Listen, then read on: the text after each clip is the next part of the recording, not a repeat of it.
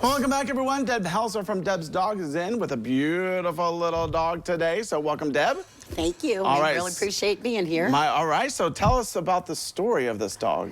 Okay, she is definitely a miracle. I'm a firm believer in miracles. I got a call that somebody said they found her in their backyard along with the littermate that was deceased. Oh. And she was stumbling around, and the first thing I thought of was parvo, because it's just so much of it out there for unvaccinated puppies.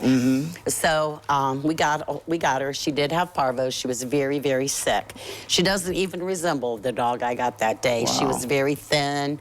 So anyway, she was hospitalized, had the protocol for parvo, which is IV antibiotics. She was there like 3 days. I picked her up, brought her home, nursed her back to health for almost 2 weeks, and then I found a foster. Her name is Sheba, and she's an absolute dog baby. She is. She really is. As you can tell, I love them all, but you know, these little ones we get, and they're in such bad shape, and then you see them, and it's just, like I said, it's a miracle. Yeah, now explain what parvo is. Okay, parvo is a virus. It's very, very preventable. When people get a puppy, they have to make sure that they are properly vaccinated. And by the time they can start vaccines from the vet, it's always better to get them done there. Like 6 to 7 weeks, and they need a series of 3 like every 3 to 4 weeks apart to make them fully protected. And then all it then is just once a year they get a booster for that. Okay. But if you're getting a puppy, make sure that you can get that done because it's out there everywhere. Is there symptoms of parvo? Yes, what happens is it attacks their digestional tract and they just empty. They're just, you know, they go down to like no weight, they get dehydrated, and it makes them so miserable. Oh. I have seen so much of it over the years. I can almost look at their eyes. They get a real vacant look, like they're just totally sick. It's heartbreaking.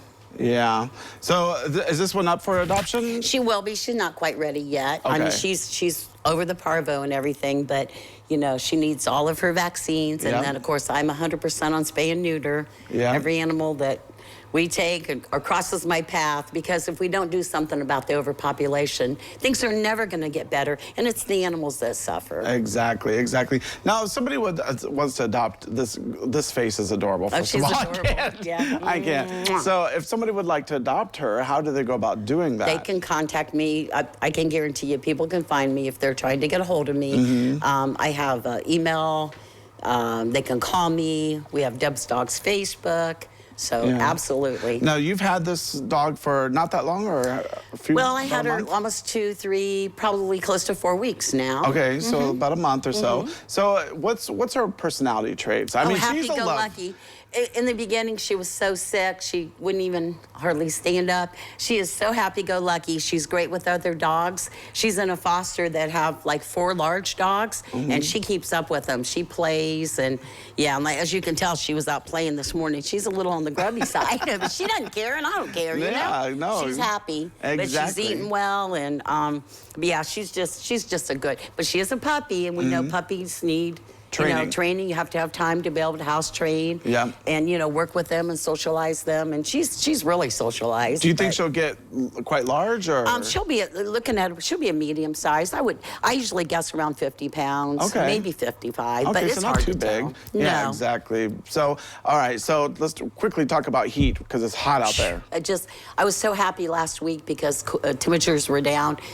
This kind of weather, please make sure that if you have to keep animals outside, which isn't the first choice, but sometimes that's the reality. Make sure they have shade, plenty of fresh water. Yeah. It's miserable out there. And if we're hot, those animals are hot. And plus, they have fur. And they don't really have a way to tell you except for panting. They don't. No, panting. And then, yeah, it's so sad. I've already gotten calls today, and I just want them to be cared for. Yeah. All right. Well, Deb, thanks so much for coming in. Thank you. All right. Well, don't go away because medical news is coming up next.